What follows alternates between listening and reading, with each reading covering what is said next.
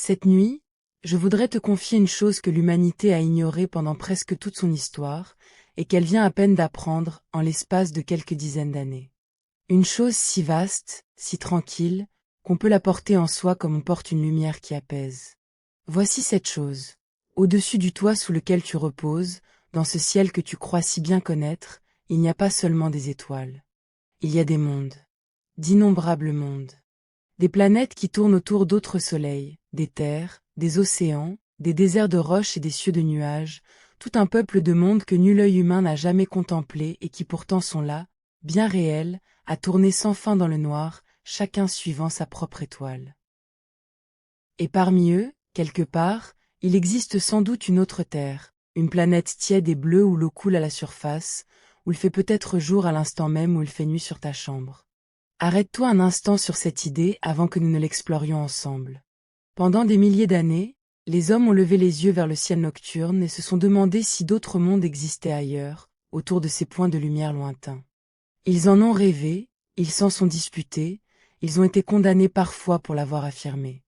Certains penseurs de l'Antiquité, il y a plus de 2000 ans, imaginaient déjà une infinité de mondes dispersés dans l'immensité. D'autres, bien plus tard, ont payé cette idée au prix fort, tant elle heurtait les certitudes de leur temps. Mais jamais, dans toute cette longue histoire, aucun être humain n'a pu le prouver, aucun n'a pu montrer du doigt une étoile et dire avec certitude « Là, autour d'elle, tourne une planète ». Ce savoir leur a été refusé, à toutes ces générations qui nous ont précédés.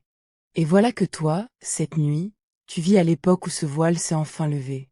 Depuis la fin du siècle dernier, nous ne rêvons plus ces mondes, nous les trouvons. Par centaines, puis par milliers.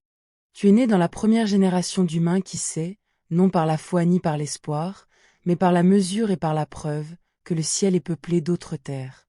Commençons par le commencement, par le mot lui-même, car il est doux et il dit tout. Une exoplanète. Le préfixe vient d'un vieux mot grec, exo, qui veut dire dehors, au dehors, hors d'eux. Une exoplanète, c'est une planète du dehors, une planète située hors de notre famille, hors de notre système.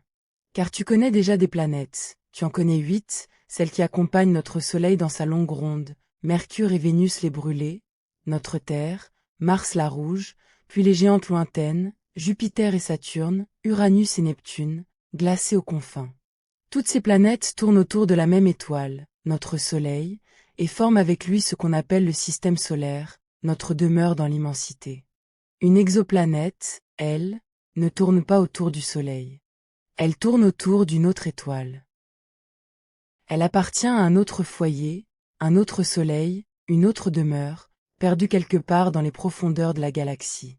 C'est un monde d'ailleurs, qui suit une lumière qui n'est pas la nôtre.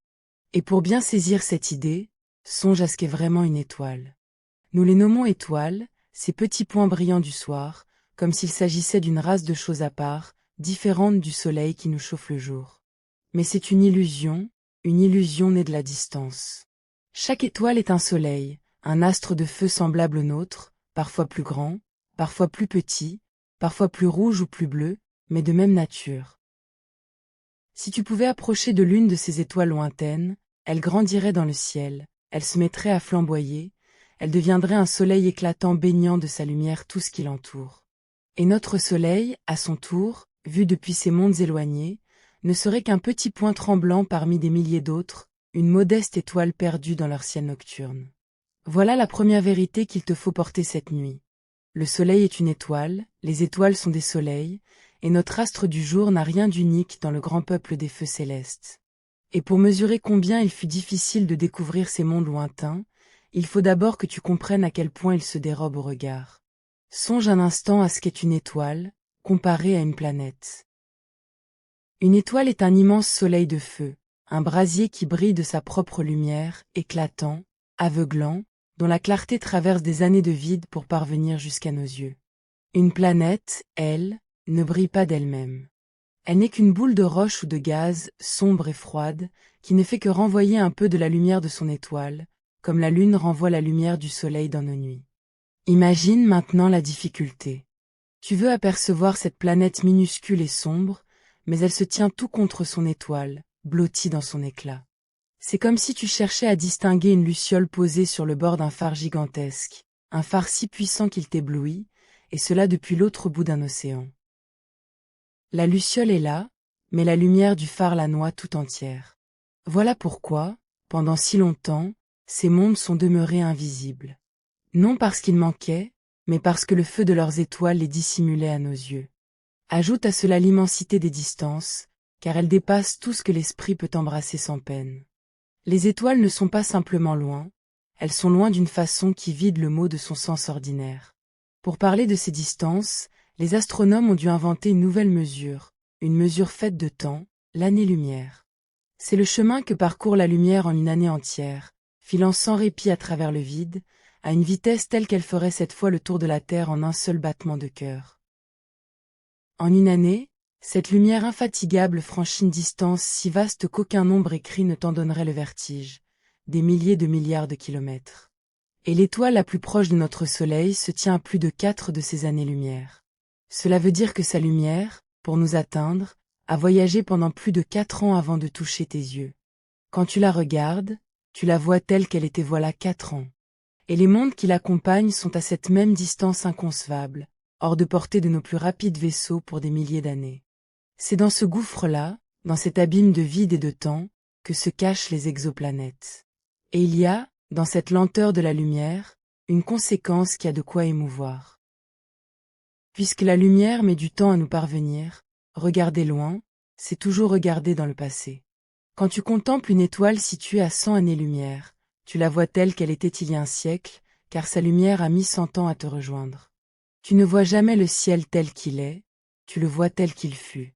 Chaque point lumineux te montre un âge différent du passé, selon la distance qui t'en sépare, si bien que la voûte nocturne est une sorte de vaste tableau du temps, où les âges se mêlent, où chaque étoile te parle d'un instant révolu. Et les mondes qui tournent autour de ces étoiles, nous les apercevons eux aussi tels qu'ils étaient, jamais tels qu'ils sont.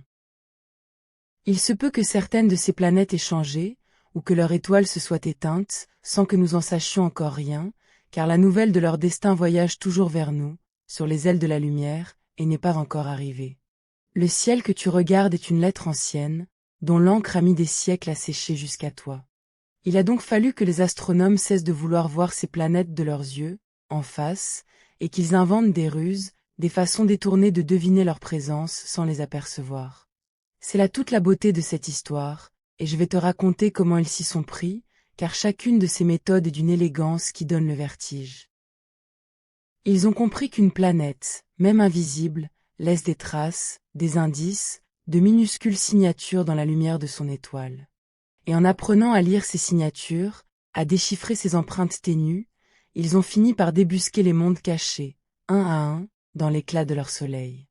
Ils n'ont pas vu les mondes, ils ont vu ce que les mondes faisaient à leur étoile. Et cela leur a suffi.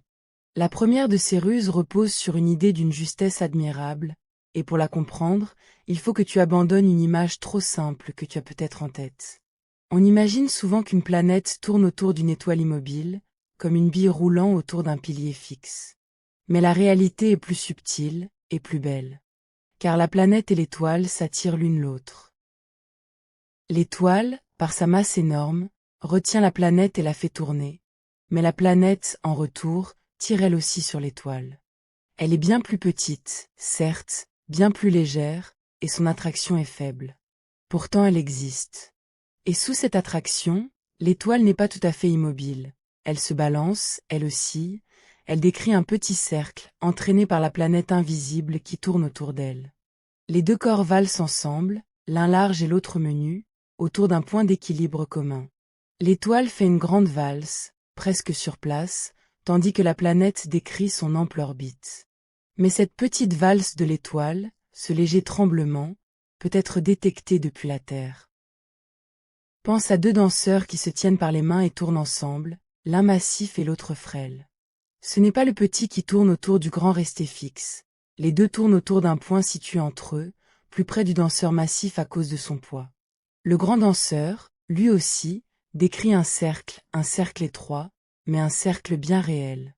Ainsi de l'étoile et de sa planète.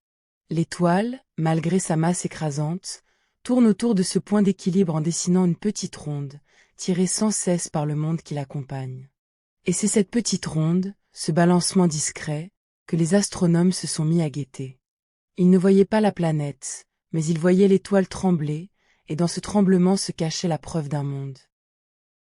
Et voici comment ils l'ont mesuré.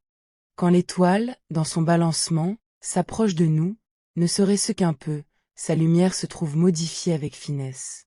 De même, quand elle s'éloigne de nous, sa lumière change dans l'autre sens. C'est un phénomène que tu connais peut-être sans le savoir, car il existe aussi pour le son. Songe à une ambulance qui passe dans la rue. Quand elle vient vers toi, sa sirène te paraît plus aiguë. Quand elle s'éloigne, sa sirène te semble plus grave. Le son se resserre à l'approche, il s'étire à l'éloignement. La lumière fait de même. Quand une étoile s'approche, sa lumière se resserre un peu vers le bleu. Quand elle s'éloigne, sa lumière s'étire un peu vers le rouge. En mesurant ce léger va-et-vient de la couleur, ce balancement du bleu vers le rouge et du rouge vers le bleu, répété avec une régularité parfaite, les astronomes peuvent deviner qu'une planète invisible fait osciller l'étoile, et ils peuvent même en déduire sa masse et la durée de son année. On appelle cette méthode celle des vitesses radiales, un nom savant pour dire une chose simple. On mesure le rythme auquel l'étoile s'approche et s'éloigne, et dans ce rythme se cache la présence d'un monde. Prends la mesure de la prouesse. Le balancement d'une étoile sous l'effet d'une planète est d'une faiblesse extrême, un déplacement si menu qu'il faut, pour le saisir, des instruments d'une sensibilité prodigieuse, capables de détecter dans la couleur d'une étoile des variations plus fines que tout ce que l'œil humain pourrait jamais percevoir. On mesure ainsi le mouvement d'une étoile qui, à des dizaines de milliards de kilomètres, se rapproche et s'éloigne de nous à une allure comparable à celle d'un promeneur, à quelques mètres par seconde. Détecter, dans la lumière d'un astre lointain, un tel frémissement, c'est comme entendre le battement d'une aile de papillon dans le fracas d'une tempête. Et pourtant les astronomes y sont parvenus. Ils ont affiné leurs instruments jusqu'à saisir ce murmure, jusqu'à lire dans le tremblement des couleurs la présence de mondes qu'aucun œil ne verra jamais. C'est cette méthode, ce guet patient du balancement des étoiles, qui a permis la grande découverte, celle qui a tout changé. Nous sommes en 1995. Deux astronomes suisses, Michel Mayor et Didier Queloz, scrutent depuis un observatoire du sud de la France la lumière d'une étoile lointaine, une étoile assez semblable à notre Soleil, dans la constellation de Pégase. Ils traquent, nuit après nuit, ce fameux balancement, cette oscillation ténue qui trahirait une planète. Et un jour, dans leur mesure, il apparaît. L'étoile se balance. Elle s'approche, elle s'éloigne, avec une régularité têtue, comme si quelque chose, tout près d'elle, la faisait valser. Une planète est là, autour d'un autre soleil. C'est la première fois dans l'histoire humaine qu'on la détecte autour d'une étoile semblable aux nôtres. On lui donne le nom de son étoile, suivi d'une lettre, elle s'appelle 51 Pégasi b. Un nom un peu froid pour une découverte si chaude de conséquences, car ce monde-là a ouvert une porte que rien ne refermera jamais. Imagine l'émotion de ces deux hommes, penchés sur leurs mesures dans le silence d'un observatoire nocturne, comprenant peu à peu qu'ils tiennent entre leurs mains la preuve tant attendue depuis des siècles. Ce léger balancement dans les chiffres, cette oscillation régulière, ce n'était pas une erreur, ce n'était pas un défaut de l'instrument. C'était un monde. Un vrai monde, une planète en chair et en roche, ou plutôt en gaz, tournant là-bas autour de son soleil, à des dizaines d'années-lumière, et qui venait de se signaler à eux par le seul tremblement qu'il imposait à son étoile. Des générations d'astronomes avaient cherché en vain ce signal, eux venaient de le tenir. Le ciel, cette nuit-là, avait cessé d'être muet. Et ce premier monde révélé était étrange, déroutant, rien de ce que l'on attendait. Les astronomes s'imaginaient trouver des systèmes ressemblant aux nôtres, avec de petites planètes rocheuses tout près de l'étoile et de grandes planètes gazeuses au loin, dans le froid. Or 51 Pégasi b était une géante, une énorme boule de gaz comparable à notre Jupiter, mais collée tout contre son étoile, si proche qu'elle en faisait le tour en quelques jours à peine, là où notre Jupiter met 12 longues années. Songe à cette étrangeté. Une année, sur ce monde, ne dure que 4 jours. Une géante gazeuse frôlant son soleil, rôtie par sa chaleur, chauffée à des températures inouïes, ses nuages balayés de vents furieux, sa masse énorme précipitée autour de son étoile à une vitesse folle. On a surnommé ce genre de monde un Jupiter chaud, une géante brûlante, et sa seule existence a bouleversé tout ce qu'on croyait savoir sur la façon dont naissent les planètes. La nature, dès le premier monde découvert, se montrait plus inventive que nos rêves. Ce n'était que le début de cette leçon d'humilité. Il faut d'ailleurs rendre justice ici à un fait moins connu, car la vérité mérite d'être dite avec soin. 3 ans avant 51 Pégasi B, en 1992, des astronomes avaient déjà repéré des planètes hors du système solaire, mais autour d'un astre d'une toute autre nature, un pulsar, le cadavre tournoyant d'une étoile morte, un phare mortel qui balait l'espace de ses ondes. Ces planètes-là baignaient dans un environnement funeste, sans le moindre espoir de douceur. Ce fut une première, réelle et importante. Mais c'est bien 51 Pégasi B, en 1995, autour d'une étoile vivante et paisible comme notre Soleil, qui a ouvert pour de bon l'ère des exoplanètes, celle où l'on s'est mis à chercher, non plus des curiosités autour d'astres morts, mais de vrais mondes autour de vrais soleils. Et pour cette découverte fondatrice, bien des années plus tard, en 2019, Michel Mayor et Didier Queloz ont reçu le prix Nobel de physique, honneur suprême rendu à ceux qui, les premiers, nous ont montré que nous n'étions pas seuls à posséder des planètes. Mais la méthode du balancement, si belle soit-elle, avait ses limites. Elle demandait des mesures d'une finesse extrême, étoile par étoile, et l'on ne pouvait ainsi sonder qu'un petit nombre de soleils à la fois.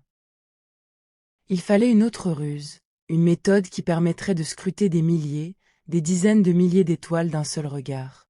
Et cette seconde ruse, plus simple encore dans son principe, allait déclencher un véritable déluge de découvertes. Laisse-moi te la décrire, car elle est d'une clarté enfantine et pourtant d'une puissance prodigieuse.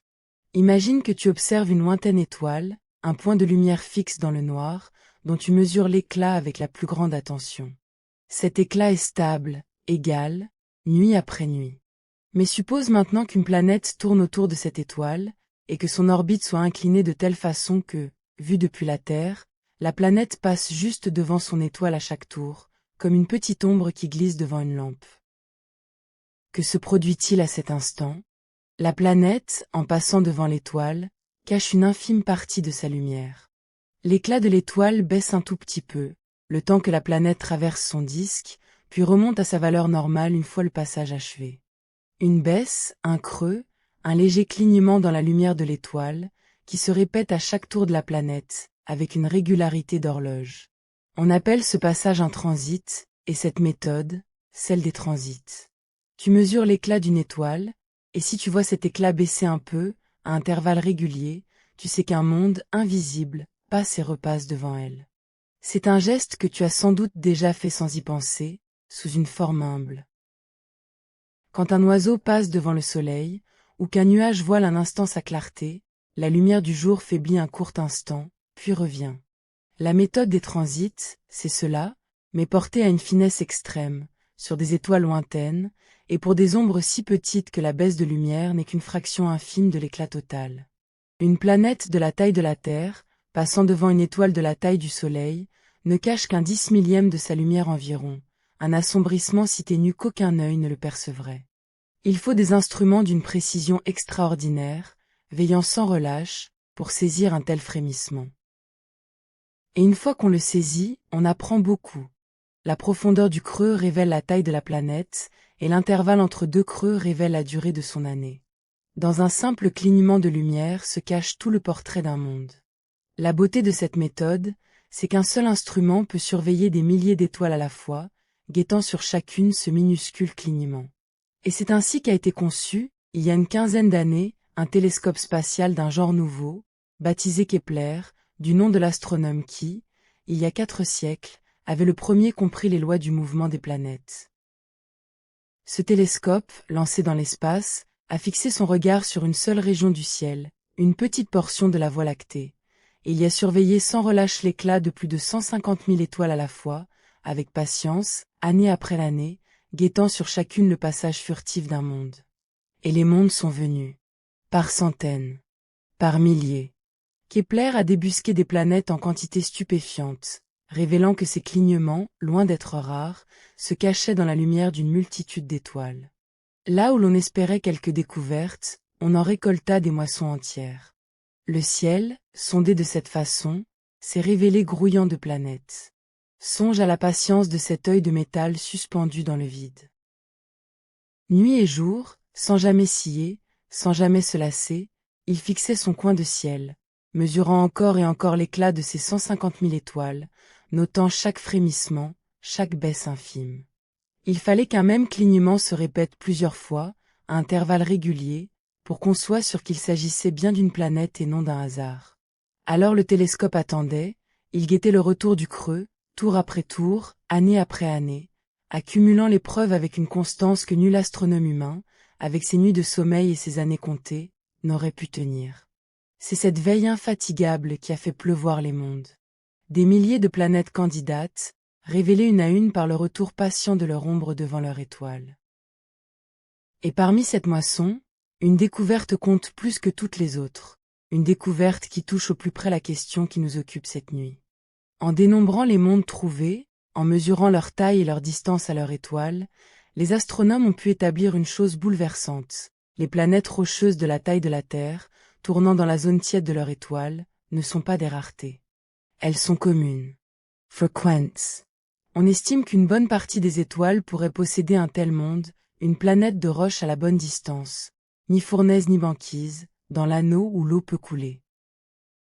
Si cette estimation tient, alors il existerait, dans notre seule galaxie, des milliards de mondes de la taille de la Terre, tièdes, rocheux, capables en principe de porter des océans. Des milliards de petites terres possibles, disséminées à travers la Voie lactée, tournant chacune autour de son soleil. Ce n'est plus une, ni deux, ni une poignée d'autres terres que le calcul annonce, mais une multitude, un peuple entier de mondes semblables aux nôtres, dont nous n'avons encore visité aucun du regard, mais dont le nombre, à lui seul, rend presque certaine l'existence d'un jumeau de notre planète. Songe à ce que cela signifie. Il fut un temps, il y a quelques dizaines d'années à peine, où l'on ne savait même pas s'il existait une seule autre planète hors du système solaire. On l'espérait, on le supposait, mais nul ne l'avait vu. Et voici que, en l'espace d'une seule vie humaine, nous sommes passés de cette ignorance totale à la certitude qu'il existe des milliards de mondes, et parmi eux des milliards de petites terres possibles. Un tel bond de connaissances, en si peu de temps, est rare dans l'histoire de notre espèce. Nous vivons l'un de ces moments où le monde connu s'élargit d'un coup, où la carte du réel se déploie soudain bien au-delà de ses anciennes bordures. Et ce bond, tu en es le contemporain, tu en es l'héritier, toi qui reposes cette nuit sous un ciel désormais peuplé. À Kepler a succédé un autre veilleur, un télescope nommé TESS, qui poursuit aujourd'hui la même quête, mais en balayant cette fois le ciel tout entier, étoile brillante après étoile brillante, à la recherche de mondes plus proches de nous, plus faciles à étudier ensuite dans le détail. Et la récolte se poursuit, sans fin, jour après jour. À l'heure où je te parle, on compte plus de 5000 exoplanètes confirmées, plus de 5000 mondes dont l'existence est établie avec certitude, chacun débusqué par le balancement de son étoile ou par le clignement de sa lumière. 5000 mondes, là où, du temps de tes grands-parents, on n'en connaissait aucun. Et ce nombre grimpe encore, chaque mois, chaque semaine, à mesure que les veilleurs de l'espace continuent leur guet. À ces 5000 mondes confirmés s'ajoutent des milliers d'autres candidats, encore en attente d'être vérifiés, si bien que le catalogue des mondes ne cesse de s'épaissir, page après page, nom après nom. Mais laisse maintenant ce nombre de 5000, aussi grand soit-il, et prépare-toi au vrai vertige, celui qui va élargir la pensée jusqu'à l'infini du ciel. Car ces 5000 mondes ne sont que ceux que nous avons pu détecter, ceux dont l'orbite était bien inclinée, dont l'étoile était assez proche, dont le clignement était assez net pour que nos instruments le saisissent. Ce ne sont que les rares poissons pris dans nos filets encore grossiers, tandis que l'océan tout entier fourmille d'une vie que nous ne faisons qu'entrevoir. En comptant les mondes trouvés, en mesurant combien nous en manquons pour un que nous attrapons, les astronomes ont pu estimer, par le calcul, combien de planètes doivent en vérité peupler notre galaxie. Et le résultat de ce calcul est l'un des plus renversants de toute la science moderne. Il apparaît qu'il y a, en moyenne, au moins autant de planètes que d'étoiles dans la Voie lactée. Au moins une planète par étoile, et souvent bien davantage, des familles entières de mondes autour de chaque soleil. Alors mesure ce que cela veut dire, laisse ce nombre se déployer dans le calme de ta chambre. Notre galaxie, la Voie lactée, cette rivière laiteuse qui traverse les nuits d'été, contient des centaines de milliards d'étoiles. Non pas des milliers, ni des millions, mais des centaines de milliers de millions de soleils, plus que tu ne pourrais en compter en 1000 vies. Et s'il y a au moins autant de planètes que d'étoiles, alors il y a, dans notre seule galaxie, des centaines de milliards de mondes. Des centaines de milliards de terres, de rochers, de sphères de gaz et de glace, tournant chacune autour de sa propre lumière. Le ciel que tu regardes n'est pas un désert semé de rares points brillants. C'est un océan de mondes, une immensité peuplée au-delà de toute imagination, où chaque étoile, ou presque, veille sur son cortège de planètes.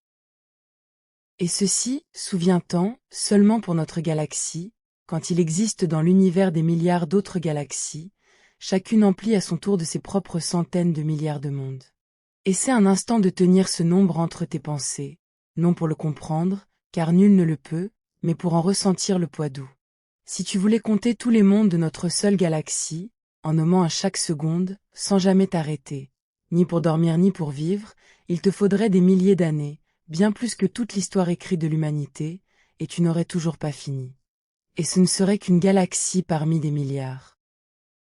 Le nombre total de mondes dans l'univers dépasse celui de tous les grains de sable de toutes les plages de la Terre, dépasse tout ce que les mots peuvent porter.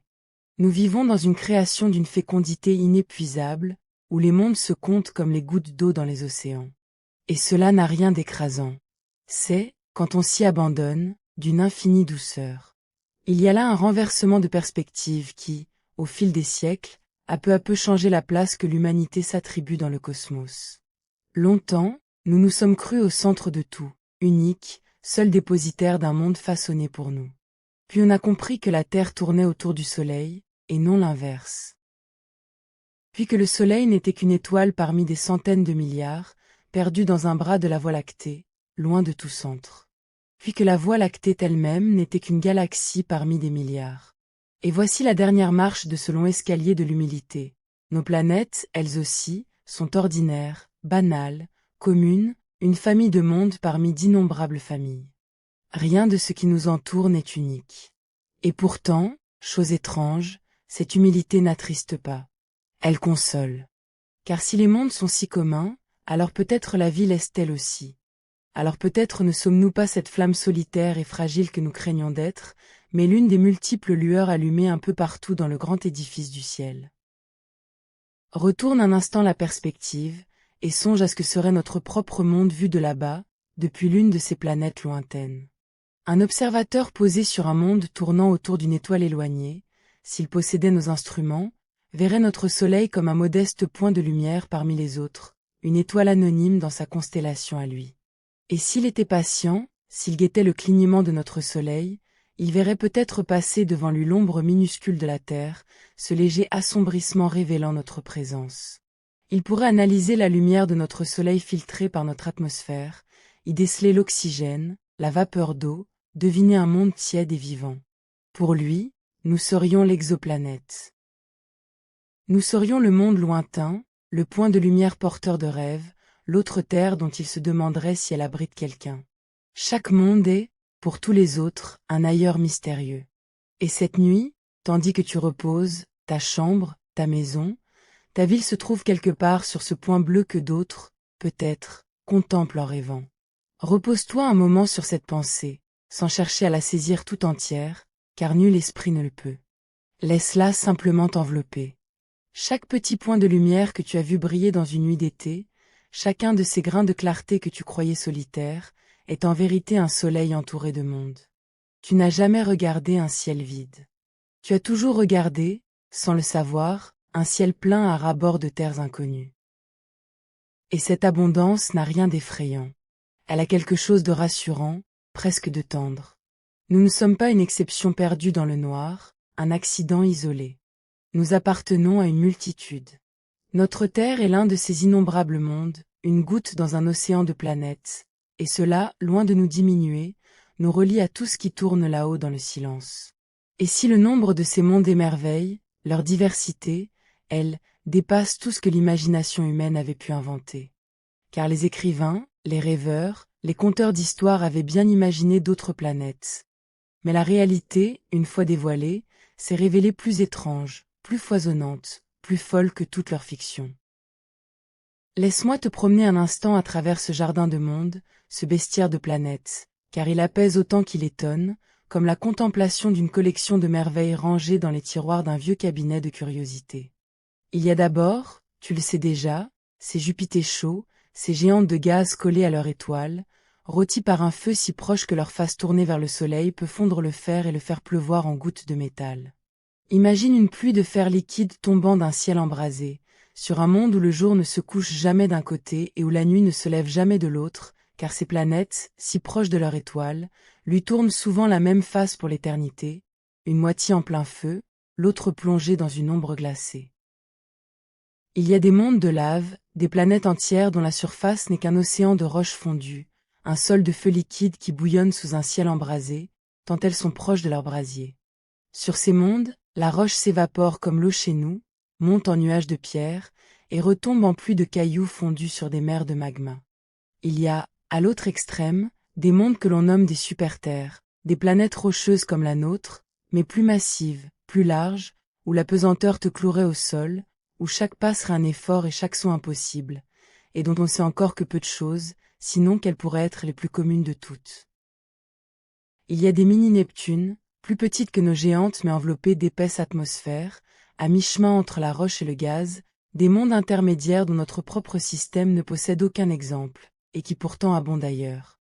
Il y a, songe à ceci, des planètes océans, des mondes noyés sous une mer sans fin, sans le moindre continent, une eau profonde qui ferait le tour entier de la planète, sous un ciel chargé de nuages, un monde où l'on pourrait naviguer sans jamais toucher terre, où nul rivage ne viendrait borner l'horizon. Il y a des mondes où le carbone, comprimé sous d'énormes pressions, pourrait cristalliser dans les profondeurs en couches de diamants. Il y a des planètes tournant autour non pas d'un seul soleil, mais de deux à la fois, deux étoiles qui se lèvent et se couchent ensemble, projetant sur le sol deux ombres pour chaque chose, baignant le paysage d'une double lumière aux teintes mêlées. Et il y a, plus étrange encore, les planètes errantes, celles qui n'ont pas d'étoiles du tout. Arrête-toi sur celles-là, car elles ont quelque chose de bouleversant. Ce sont des mondes qui, autrefois, ont été arrachés à leur famille, éjectés de leur système par quelque bousculade violente entre planètes, et qui dérivent depuis dans le vide interstellaire, seuls, sans soleil pour les éclairer ni les réchauffer. Ils voyagent dans la nuit éternelle, sombre et froid, à travers l'immensité entre les étoiles, sans jamais connaître le lever d'un jour. On pense qu'il en existe des multitudes, peut-être aussi nombreuses que les étoiles elles-mêmes, tout un peuple de mondes orphelins errant dans le noir. Et pourtant, même sur ces planètes sans soleil, la chaleur venue de leur propre cœur, la chaleur de leur formation encore enfouie en leur sein, pourrait maintenir, sous d'épaisses couches de glace, des océans liquides et cachés. Même les mondes perdus dans la nuit portent peut-être en eux une part de tiédeur secrète, un océan noir et silencieux, tapis sous la glace, à l'abri de tout regard. Voilà ce que la nature a caché dans le ciel, non pas des répliques ennuyeuses de notre propre monde, mais une exubérance de formes, un débordement de possibles, un catalogue de merveilles qui n'en finit pas de s'allonger. Chaque nouvelle découverte ajoute une créature à ce bestiaire cosmique. Et pour comprendre d'où vient telle variété, il faut savoir comment naissent les mondes, car tous, malgré leurs différences, sortent d'un même berceau. Une étoile ne naît jamais seule. Elle se forme au sein d'un immense nuage de gaz et de poussière qui s'effondre sur lui-même, et autour de l'étoile nouvelle-née tourne alors un disque plat de matière, un disque de gaz et de grains, tournoyant comme un manège lent. Dans ce disque, les grains de poussière se rencontrent, se collent, s'agglomèrent, formant d'abord des cailloux, puis des rochers, puis des blocs, puis des corps assez gros pour attirer par leur poids tout ce qui passe à leur portée. Ainsi, de rencontre en rencontre, de collage en collage, les mondes grandissent, aspirant la matière du disque, jusqu'à devenir des planètes. Selon l'endroit où ils naissent, près de l'étoile ou dans le froid lointain, selon la matière dont ils héritent, ils deviennent rocheux ou gazeux, brûlants ou glacés. Chaque système est une loterie, chaque monde le fruit d'un hasard patient. Et de cette même recette, répétée autour de chaque étoile, sort l'infinie diversité des mondes. Arrête-toi un instant sur l'un de ces mondes, un seul, pour en ressentir la présence. Choisis une planète océan, l'un de ces mondes couverts d'eau d'un pôle à l'autre. Pose-toi par la pensée à sa surface, sur une mer sans fin qui roule ses vagues sous un ciel étranger. Nulle terre à l'horizon, dans aucune direction, rien que l'eau et le ciel se rejoignant en un cercle parfait tout autour de toi. L'étoile de ce monde, plus grande ou plus petite que notre soleil, teinte les nuages de couleurs que tu n'as jamais vus, des ors profonds, des roses cuivrées, des mauves. Les vagues montent et descendent, portées par des marées peut-être plus fortes que les nôtres, si ce monde possède de grandes lunes. Et sous la surface, dans les profondeurs de cet océan sans rivage, qui sait ce qui se cache, quelles eaux tièdes, quelles obscurités calmes. Ce monde existe, ou un monde très semblable à lui, quelque part dans la Voie lactée, en ce moment même, roulant ses vagues dans le silence de l'espace, sans que nul œil ne le contemple. Il n'attend rien de nous. Il tourne, il ondule, il vit sa longue existence tranquille, à des années-lumière de toute pensée. Et pense à ceci, qui a de quoi bercer l'esprit. Tandis que tu reposes dans ton lit, tous ces mondes accomplissent leur ronde. Sur les Jupités chauds, le fer continue de pleuvoir. Sur les mondes de lave, les mers de roches fondues bouillonnent sans témoin. Sur les planètes errantes, la nuit sans fin se poursuit dans le froid interstellaire. Sur les mondes océans, les vagues déferlent sur des rivages qui n'existent pas. Rien de tout cela ne s'arrête, rien de tout cela n'a besoin de nous pour être. L'univers déroule ses innombrables mondes, chacun suivant sa loi, dans une immense et paisible indifférence, et il y a, dans cette pensée, quelque chose qui apaise, comme de savoir qu'une grande maison continue de vivre pendant qu'on s'endort dans l'une de ses chambres. Et parmi toute cette diversité, une catégorie de mondes retient plus que toutes les autres l'attention des astronomes, celle qui fait battre plus vite le cœur de qui cherche des frères à notre terre. Ce sont les mondes tempérés, les mondes ni trop chauds ni trop froids, ceux qui pourraient abriter de l'eau liquide à leur surface. Et pour comprendre pourquoi cela compte tant, il faut que je te parle d'une idée d'une simplicité charmante, que les astronomes ont surnommée la zone habitable. Songe à l'eau, cette aussi banale et si précieuse, dont tout le vivant que nous connaissons a besoin pour exister. Pour que l'eau reste liquide, pour qu'elle coule et ne soit ni glace dure ni vapeur enfuie, il faut une certaine tiédeur, ni trop de chaleur ni trop froid.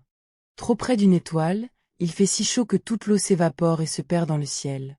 Le monde est un désert brûlant. Trop loin de l'étoile, il fait si froid que toute l'eau gèle en glace éternelle. Le monde est un désert gelé.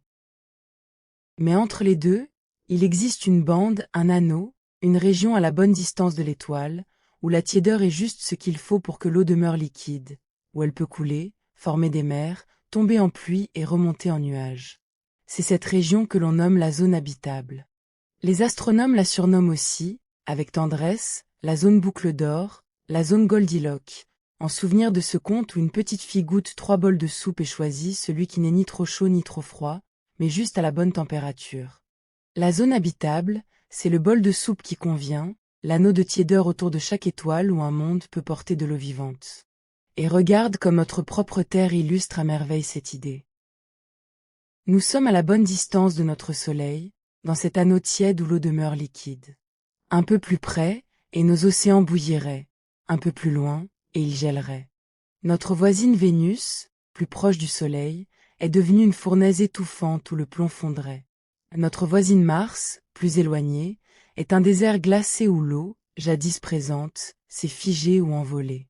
Nous, entre les deux, dans le juste milieu, avons hérité de mer, de pluie, de rivières, et de toute la vie qui en découle.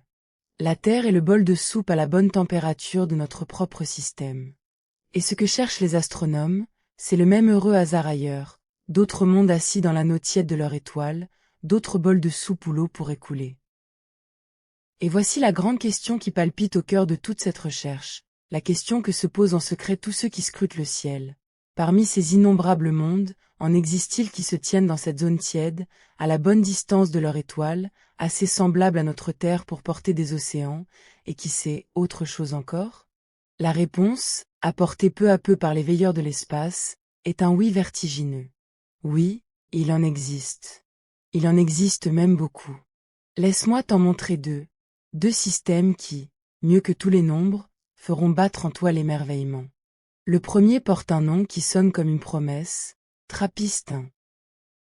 C'est une petite étoile, bien plus modeste que notre Soleil, plus froide, plus rouge, une naine discrète perdue à une quarantaine d'années-lumière de nous. Autour d'elle, les astronomes ont découvert non pas une, non pas deux, mais cette planète, cet monde rocheux, cette sœur de roches tournant en cercle serré autour de leur petite étoile rouge. Cette planète tellurique, c'est-à-dire faite de pierre comme la nôtre, et non de gaz. Et ce qui rend ce système si précieux, c'est que plusieurs de ces 7 mondes se tiennent justement dans la zone habitable, dans cet anneau tiède où l'eau pourrait couler.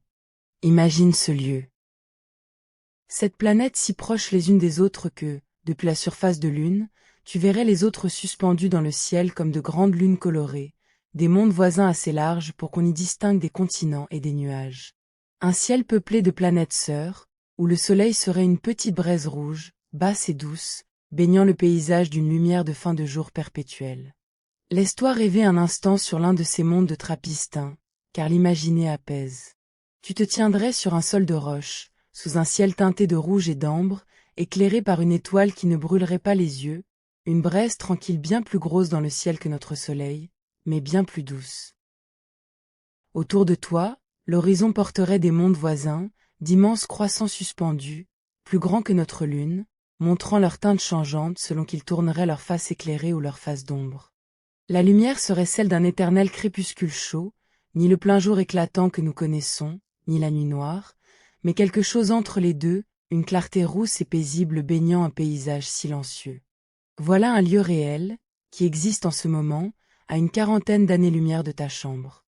Tandis que tu reposes, ces 7 mondes tournent là-bas, autour de leur petite braise rouge, dans le silence de l'espace. Le second monde dont je veux te parler est plus proche, le plus proche de tous, notre voisin immédiat dans l'immensité.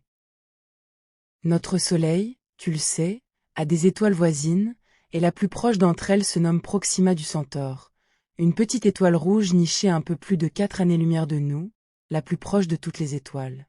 Son nom même le dit, Proxima, la plus proche. Or, autour d'elle aussi, on a découvert une planète, que l'on appelle Proxima Centauri b.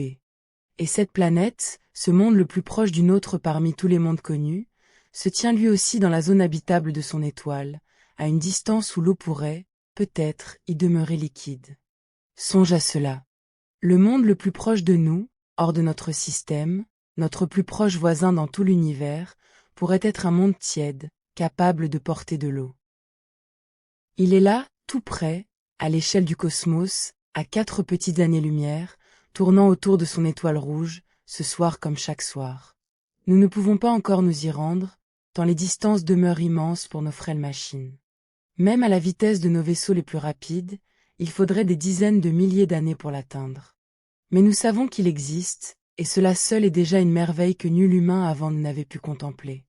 Il y a, dans cette proximité impossible, une douceur mêlée de mélancolie. Ce monde est notre plus proche voisin, et pourtant il demeure inaccessible, séparé de nous par un gouffre que nos corps ne franchiront pas.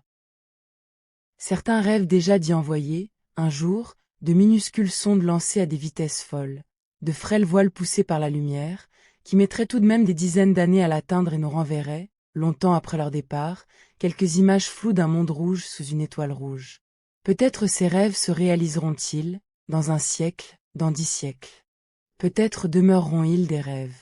Mais il suffit, pour l'esprit, de savoir que ce monde est là, tout près à l'échelle des étoiles, tournant autour de sa braise, et qu'un jour, si l'humanité dure et grandit, elle pourrait tourner son regard vers lui avec assez de finesse pour en dresser le portrait, océan et nuages compris.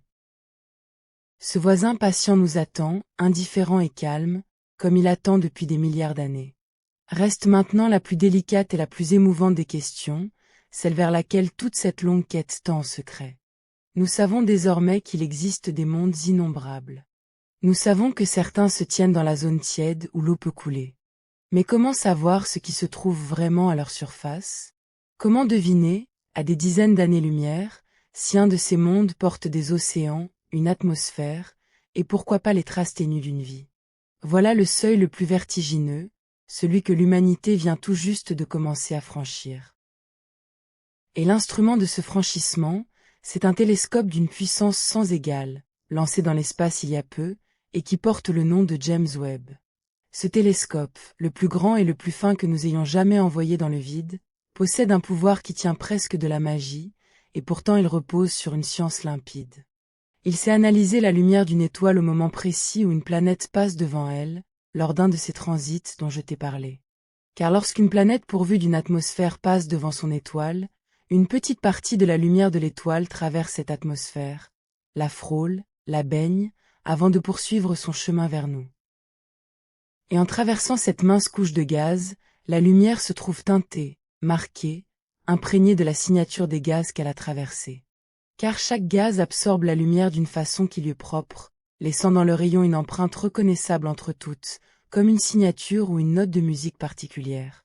En déployant la lumière de l'étoile en ses couleurs, en l'étalant comme un arc-en-ciel délié en 1000 nuances, le télescope peut lire ces empreintes et dire quel gaz compose l'air de la planète lointaine. Cet art de lire la lumière décomposée, cette lecture des couleurs pour y déchiffrer la matière, porte un nom, la spectroscopie. C'est, en un sens, une façon de goûter à distance l'atmosphère d'un monde qu'on ne verra jamais. Prends bien la mesure de ce prodige, car il est de ceux qu'on peine à croire. Un peu de lumière quitte une étoile lointaine. En chemin, elle frôle la fine pellicule d'air qui entoure une planète, s'y charge de la marque des gaz qu'elle traverse, puis reprend sa route à travers des dizaines d'années-lumière de vide, avant de tomber, enfin, dans le miroir d'un télescope suspendu dans l'espace. Et là, en démêlant cette lumière fatiguée, en la peignant fil à fil, des humains parviennent à dire « Dans l'air de ce monde, il y a de la vapeur d'eau ». Songe à la chaîne de merveilles que cela suppose, à la finesse des instruments, à la profondeur du savoir, pour arracher aux frêles rayons d'une étoile la composition de l'air d'un monde qu'on ne verra jamais de ses yeux. Nous, petits êtres posés sur une planète, nous humons l'atmosphère de mondes distants de milliers de milliards de kilomètres, rien qu'en lisant leur lumière. Il y a de quoi rester longtemps songeur, dans le calme de la nuit. Et c'est ce que le télescope James Webb a commencé à faire, tout juste, ces dernières années. Il a pointé son regard vers l'atmosphère de certains de ces mondes lointains, et il y a lu des choses. Il y a détecté de la vapeur d'eau dans le ciel de planètes situées à des centaines d'années-lumière. Il y a reconnu la signature du gaz carbonique, ce même gaz que nous expirons et que respirent les plantes. Il a commencé à dresser le portrait chimique d'atmosphères entières, appartenant à des mondes dont nous ne connaissions, il y a peu, que l'existence nue. Nous en sommes là, cette nuit, à ce seuil inouï. Pour la première fois dans l'histoire de notre espèce, nous humons l'air d'autres mondes, nous en devinons la composition, nous lisons dans la lumière ce dont sont faits leurs cieux. Et ce n'est que le commencement de cette lecture. Chaque année, les instruments gagnent en finesse, chaque année, le portrait des atmosphères lointaines se précise. Là où l'on ne saisissait qu'une trace, on distinguera bientôt des nuances, des couches, des saisons peut-être, des climats. On rêve déjà de télescopes futurs, plus grands encore, capables d'occulter la lumière aveuglante des étoiles pour saisir, dans le noir retrouvé, la faible lueur des planètes elles-mêmes, cette lueur que le feu des soleils avait toujours noyée. On imagine des machines qui déploieraient dans l'espace de grands écrans pour cacher l'étoile et laisser paraître le monde, comme on abrite ses yeux du soleil avec la main pour distinguer une silhouette à contre-jour. Alors, peut-être, verrons-nous pour de vrai le point de lumière d'une autre terre, non plus deviné, mais aperçu, une pâle étincelle bleue arrachée à l'éclat de son étoile. Ce jour approche, à mesure que les années passent. Il se pourrait qu'il vienne de ton vivant. Et si, un jour, on distinguait dans l'air d'un de ces mondes la marque conjointe de plusieurs gaz que seule la vie sait entretenir ensemble, alors quelque chose de considérable adviendrait, en silence, dans un laboratoire, sur un écran couvert de courbes. Un être humain, penché sur ces mesures comme le furent jadis deux astronomes suisses, comprendrait le premier que nous ne sommes pas seuls. Il ne verrait pas de créature, il n'entendrait pas de voix, il lirait seulement, dans la lumière d'une étoile lointaine, la signature discrète d'une biologie étrangère. Et ce serait, pour l'humanité tout entière, l'une des plus grandes nouvelles de son histoire. Nul ne sait si ce jour viendra. Mais pour la première fois depuis que des hommes lèvent les yeux vers les étoiles, il est devenu possible, réel, à portée de nos instruments. Nous avons quitté le temps des rêves pour entrer dans le temps de la recherche. Et derrière cette quête, tu le devines, il y a un rêve plus grand encore, le plus ancien de tous. Car si l'on peut lire les gaz d'une atmosphère, alors peut-être pourra-t-on un jour y reconnaître les signes discrets de la vie. On les appelle des biosignatures, des empreintes que le vivant, s'il existe là-haut, laisserait dans l'air de son monde. Ici, sur Terre, la vie a rempli notre atmosphère d'oxygène, ce gaz qui, sans les plantes et les algues qui l'exhalent sans fin, disparaît très vite de notre ciel. Si un visiteur lointain analysait l'air de notre Terre, il y verrait cette abondance d'oxygène, cette anomalie que seule la vie entretient, et il pourrait en déduire que notre monde est habité. De la même façon, la présence de certains gaz, dans certaines proportions, pourrait trahir, sur un monde lointain, l'existence d'une vie qui les produit. Voilà ce que les astronomes guettent désormais, avec une prudence extrême, dans le souffle des exoplanètes, la signature ténue d'une biologie étrangère, l'empreinte discrète d'un vivant que nous ne verrons jamais mais dont l'air, peut-être, nous parlerait. Mais ici, il me faut te parler avec la plus grande honnêteté, car la vérité est trop belle pour qu'on la travestisse, et trop importante pour qu'on l'exagère. À ce jour, cette nuit où je te parle, nous n'avons trouvé aucune preuve de vie ailleurs. Aucune. Nous n'avons découvert nulle seconde terre habitée, nul monde grouillant de créatures, nul signal certain d'une biologie étrangère. Ce que nous avons, ce sont des mondes innombrables, des mondes tièdes, des atmosphères que nous commençons à peine à goûter, et un immense champ de possibles ouverts devant nous. Ceux qui te promettraient davantage te tromperaient. La science avance avec lenteur, avec prudence, écartant chaque illusion, vérifiant chaque indice 10 fois avant d'y croire. Et c'est cette prudence, justement, qui rend la quête si noble. Nous ne savons pas encore si nous sommes seuls. Mais pour la première fois, nous possédons les outils pour, un jour peut-être, le découvrir. Nous tenons entre nos mains les instruments qui pourraient, dans ta vie ou dans celle de tes enfants, apporter la réponse à la plus vieille des questions humaines. Il y a une grande dignité dans cette patience. D'autres, pressés, auraient crié à la vie au moindre indice, auraient annoncé des mondes habités sur la foi d'un soupçon. Mais les astronomes savent que l'univers est subtil, que bien des gaz peuvent naître sans vie, que bien des signaux peuvent tromper. Alors ils vérifient, ils recommencent, ils doutent, ils exigent la preuve.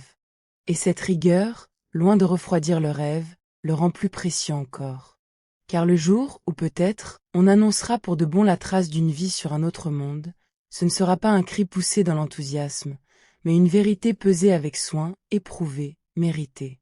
Ce jour-là n'est pas encore venu. Il viendra peut-être. Et tu vis à l'époque où il pourrait venir, ce qui n'est pas rien.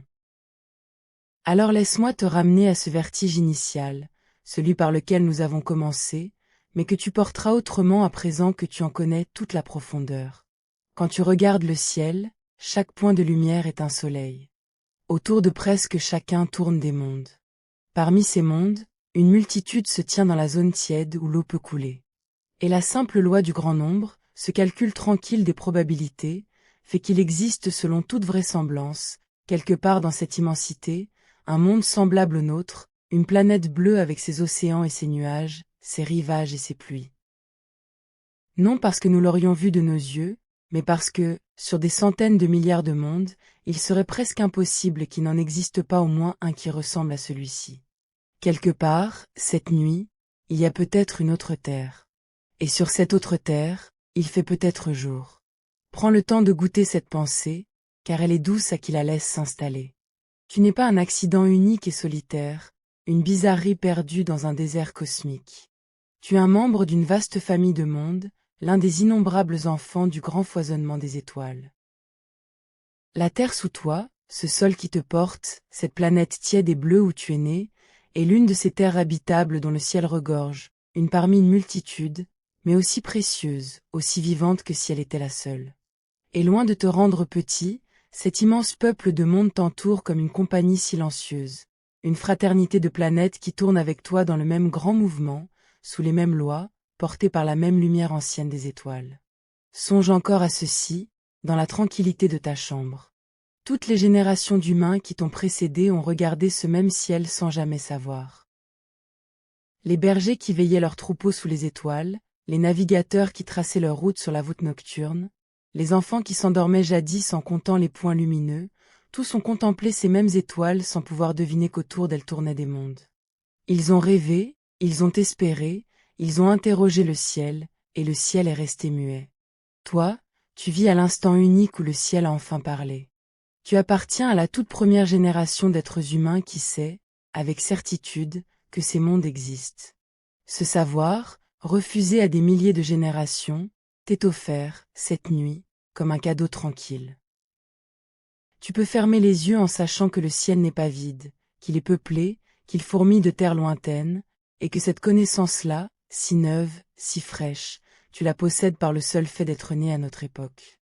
Il y a quelque chose d'apaisant à se laisser porter par ces distances, à ressentir combien elles sont vastes et combien, pourtant, elles ne nous séparent de rien d'essentiel. Ces mondes sont loin, loin au-delà de toute mesure, hors de portée de nos corps et de nos machines pour longtemps encore. Et pourtant leur lumière nous parvient, leur existence nous est connue, leur souffle même commence à nous être révélé. Nous sommes reliés à eux par le plus ténu et le plus tenace des fils, la lumière, qui traverse le vide sans jamais se lasser, et qui porte jusqu'à nos yeux et jusqu'à nos instruments la nouvelle de leur présence. Rien de ce qui existe dans le ciel n'est vraiment coupé de nous. Tout baigne dans la même lumière, tout appartient au même univers, tout tourne dans le même grand silence habité. Laisse ces mondes défiler encore une fois dans ton esprit, sans effort, comme on regarde passer les images d'un rêve. Les Jupités chauds qui font pleuvoir du fer sous des cieux de flammes. Les mers sans rivage des planètes couvertes d'eau. Les 7 sœurs de roches de Trappistin, tournant sous leurs petites braises rouges, se faisant l'une à l'autre office de lune dans un ciel peuplé. Proxima du Centaure et son monde tiède, notre plus proche voisine, à 4 années-lumière à peine. Les planètes errantes qui dérivent dans la nuit sans soleil, gardant peut-être en leur cœur un océan secret. Et quelque part, parmi ces multitudes, une autre terre, bleue et paisible, dont nul ne connaît encore le nom, mais dont l'existence est presque assurée par le simple nombre des mondes. Tout cela est réel. Tout cela existe en ce moment même, tandis que tu reposes, tandis que la nuit s'étend sur ta chambre. L'univers est en train de tourner, plein de monde, tandis que tu te laisses aller au sommeil. Et voici venu l'heure de revenir, en douceur, vers ta chambre, vers ton lit, vers ce coin de la seule terre que nous connaissions pour l'instant, celle qui te porte cette nuit. Tu as voyagé de soleil en soleil, tu as traversé la galaxie et ses centaines de milliards de mondes, tu as frôlé des géantes de feu et des planètes océans, tu as visité des mondes tièdes où l'eau pourrait couler comme elle coule ici. Et te voilà de retour, dans cette pièce paisible, sous ce toit, dans la tiédeur de tes draps, sur cette planète bleue qui est, elle aussi, l'un de ces mondes innombrables, une exoplanète pour les habitants d'ailleurs, s'ils existent et s'ils nous cherchent. Ta Terre est pour quelqu'un, quelque part, le point de lumière lointain qu'il contemple en rêvant d'autres mondes. Et ce point de lumière, ce soir, c'est ton lit, ta chambre, ton repos.